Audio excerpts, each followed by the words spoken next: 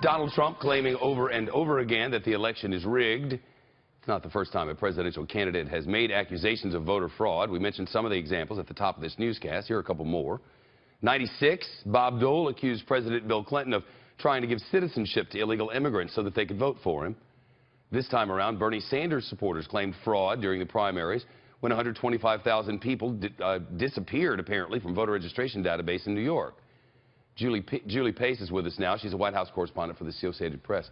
Julie, Carl mentioned that the last month these sorts of things come up. But is this new in its scope, or is this same old thing we just forgot about it? It's new in its scope in this sense. You have this coming from the nominee himself, and it's coming repeatedly. It started in August, and we've heard Trump say over and over and over again that there is fraud, and that it's actually going to be at polling places. You've seen his advisors try to say, no, he's just talking about the media and how the general political system is rigged against him. But every time Trump himself comes back and says, no, I'm actually talking about what's happening at the polling places. I mentioned a stat from earlier that the chances are like getting hit by lightning. And further, every one of these swing states has its own presidential election. We don't have one. We have 51. And the head of each election is the governor. And in those states, those governors are Republicans. Exactly. I mean, I think it's important that people really have a good understanding of how our elections occur. And they're run by the states. These are individual statewide elections, essentially. A lot of these states, as you mentioned, have Republicans who are governors, which means that the Secretary of State in those locations are also generally Republicans.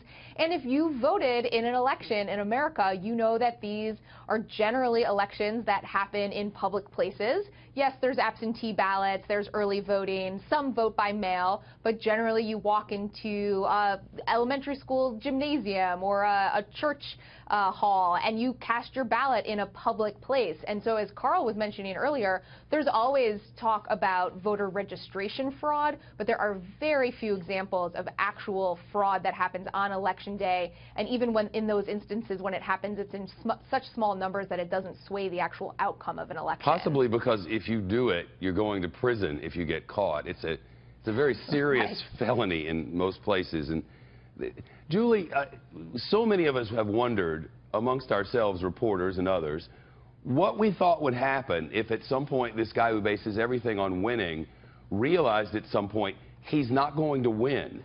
Is that what we're learning now, the last-minute strategy that I didn't lose, it was rigged? Is that what this is, or what?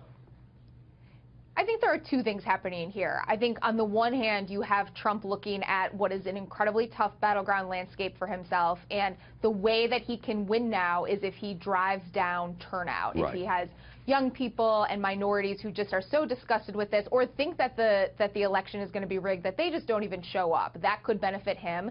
And then the second thing is, to your point, Donald Trump has built his brand on the idea that he's a winner. If he loses this election, he will be losing on the biggest stage, essentially, in the world. And how does he message around that? He has not proven to be someone who is very self-reflective, who would be critical of things that he's done in this campaign. He's going to look elsewhere, and this seems to be where he's signaling he will point the finger if he does in fact lose. At least for this Twitter moment.